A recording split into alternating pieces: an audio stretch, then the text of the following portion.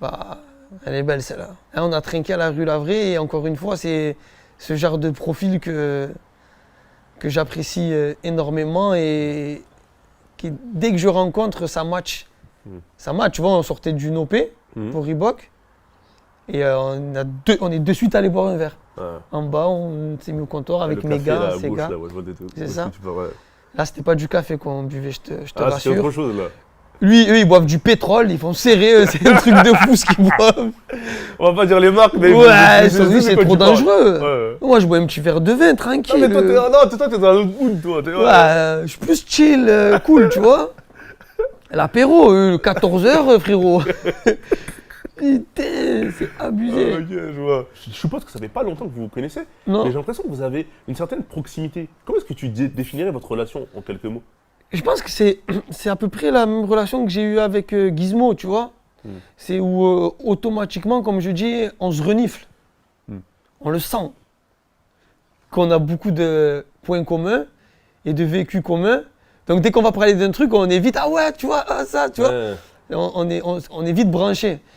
Et c'est ce qui a fait que dès lors qu'on s'est rencontrés, on a très vite collaboré ensemble par la suite. Ça aurait pu ne pas matcher. Mais bon. C'est super bien passé, on a grave rigolé. Après, je l'ai invité à mon Planète Rap. Il m'a fait une exclue de fou. Après, pendant le confinement, j'avais fait un gros message de soutien sur sa sortie de son album, qui devait être le même jour que le mien, le 3 avril, où je disais qu'il ne fallait pas que le Covid, déjà que ça nous fait du mal dans le pays, que ça tue nos artistes et qu'il fallait aller le soutenir. Parce que j'aime ce genre de profil, j'aime ce genre de vécu. Et tu sens que c'est vrai, quoi.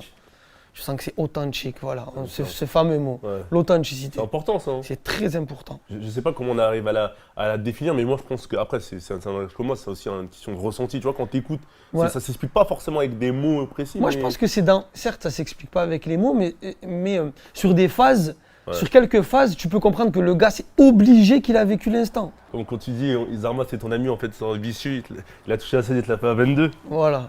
Soso. Tu vois, tu en penses quoi du son que j'ai fait avec lui? Moi, je le trouve bon et en fait, surtout quoi? En fait, moi, je trouve que. Moi, c'est pas forcément le son que j'ai le plus apprécié, mais je trouve que la connexion, elle est logique et qu'elle était cohérente, tu vois. Surtout en termes d'univers musicaux qui se marient. Tu vois ce que je veux dire par là? Dans mon quartier, c'est leur son préféré. C'est ça, c'est pour ça que tu dis ça. C'est clairement, en fait, on dirait un duo, je sais pas comment t'expliquer. Parce que comme vous êtes un peu dans le même univers, dans les mêmes phases, un peu, quand vous racontez, mais c'est différent, c'est différent, Son interprétation, elle est folle quand même. Il a un truc. Même quand il rappe d'ailleurs, il rappe souvent en freestyle, parfois les yeux fermés aussi, tu vois. Donc, tu vois, c'est ça que j'aime moi.